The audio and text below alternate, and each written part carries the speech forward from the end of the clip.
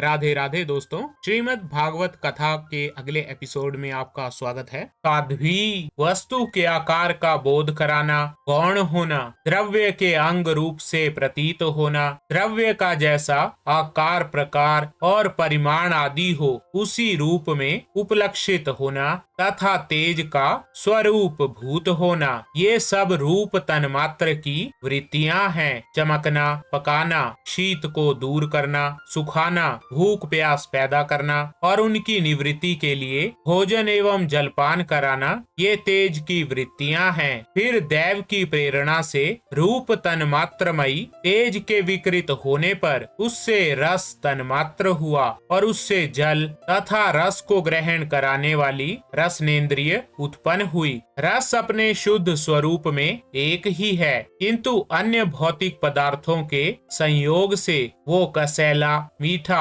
तीखा, कड़वा, खट्टा और नमकीन आदि कई प्रकार का हो जाता है। गीला करना, मिट्टी आदि को पिंडाकार बना देना, तृप्त करना, जीवित रखना, प्यास बुझाना, पदार्थों को मृदु कर देना, ताप की निवृत्ति करना और कूप आदि में से निकाल लिए जाने पर भी वहां बार बार पुनः प्रकट हो जाना, ये जल की वृत्तियां हैं। इसके पश्चात दैव प्रेरित रस स्वरूप जल के विकृत होने पर उससे गंध तन्मात्र हुआ और उससे पृथ्वी तथा गंध को ग्रहण कराने वाली घ्राणेन्द्रिय प्रकट हुई। गंध एक ही है, तथापि परस्पर मिले हुए द्रव्य भागों की न्यूनता अधिकता से वो मिश्रित गंध, दुर्गंध, सुगंध, मृदु, तीव्र और खट्टा आदि अनेक प्रकार का हो जाता है। प्रतिमा आदि रूप से ब्रह्म की साकार भावना का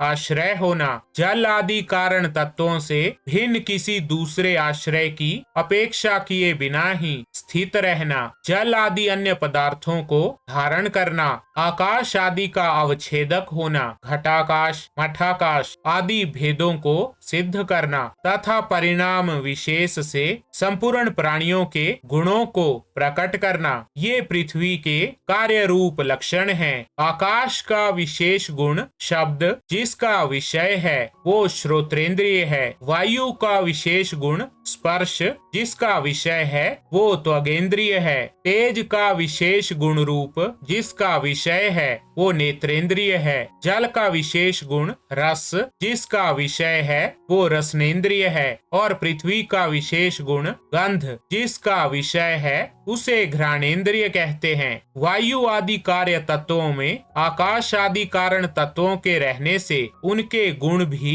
अनुगत देखे जाते हैं। इसलिए समस्त महाभूतों के गुण शब्द, स्पर्श, रूप, रस और गंध केवल पृथ्वी में ही पाए जाते हैं। जब महत तत्व, अहंकार और पंचभूत ये सात तत्व परस्पर मिल न सके, पृथक पृथक ही रह गए, तब जगत के आदि कारण श्री नारायण ने काल, अदृष्ट और सत्व आदि गुणों के सहित उनमें प्रवेश किया। फिर परमात्मा के प्रवेश से शुद्ध और आपस में मिले हुए उन तत्वों से एक जड़ अंड उत्पन्न हुआ। उस अंड से इस विराट पुरुष की अभिव्यक्ति हुई। इस अंड का नाम विशेष है। इसी के अंतर्गत श्री हरि के स्वरूप भूत 14 भुवनों का विस्तार है। ये चारों ओर से क्रमशः एक दूसरे से 10 गुने जल, अग्नि, वायु, आकाश, अहंकार और महत तत्व इन 6 आवरणों से घिरा हुआ है। इन सब के बाहर 7वां आवरण प्रकृति का है। कारणमयी जल में स्थित